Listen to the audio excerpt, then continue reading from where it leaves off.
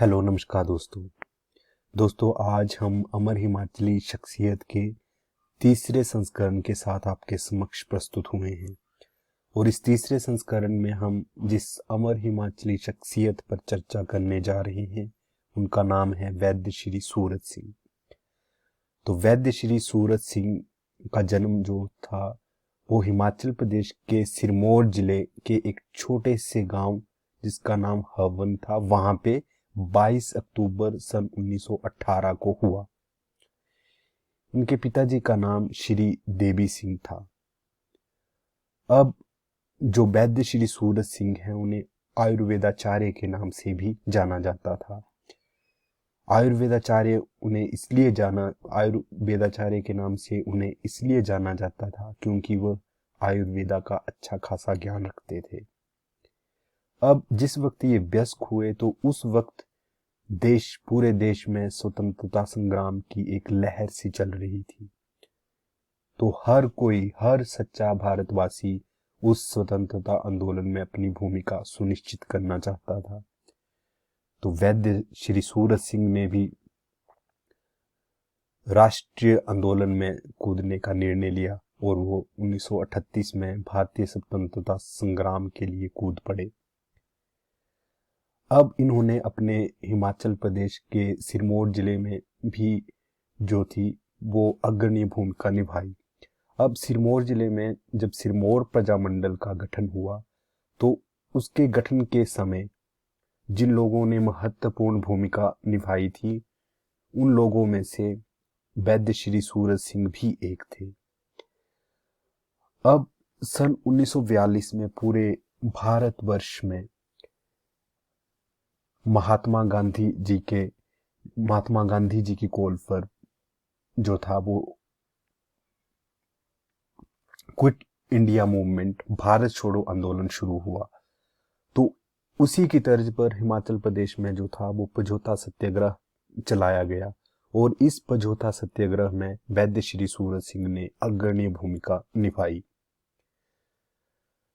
अब सिरमौर का शासक जो था, जिस दौरान वैद्य श्री सूरत सिंह सिरमौर में आए दिन कुछ नया करने की कोशिश कर रहे थे, तो उस वक्त वहां का शासक जो था उससे पूरी प्रजा जो थी वो व्यथित थी क्योंकि वो शासक एक तानाशाह शासक था और जिससे प्रजा बड़ी ज्यादा दुखी थी।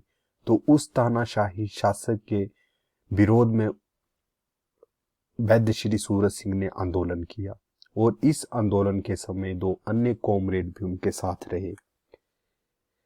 इस आंदोलन के चलते वैद्य श्री सूरत सिंह को आजीवन कारावास की सजा हुई।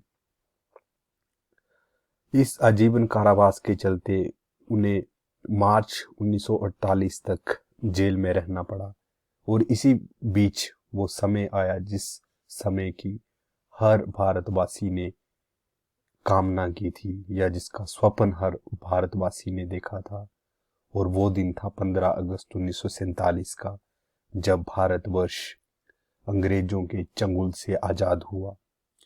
लेकिन वैद्य श्री सूरत सिंह उस दिन को सेलिब्रेट करने के लिए स्वतंत्र नहीं थे क्योंकि वो जेल में थे, लेकिन उन्होंने जेल में ही बड़ी धूमधाम से इस दिन को सेलिब्रेट किया और अंततः उन्हें मार्च 1948 में जेल से रिहा कर दिया गया।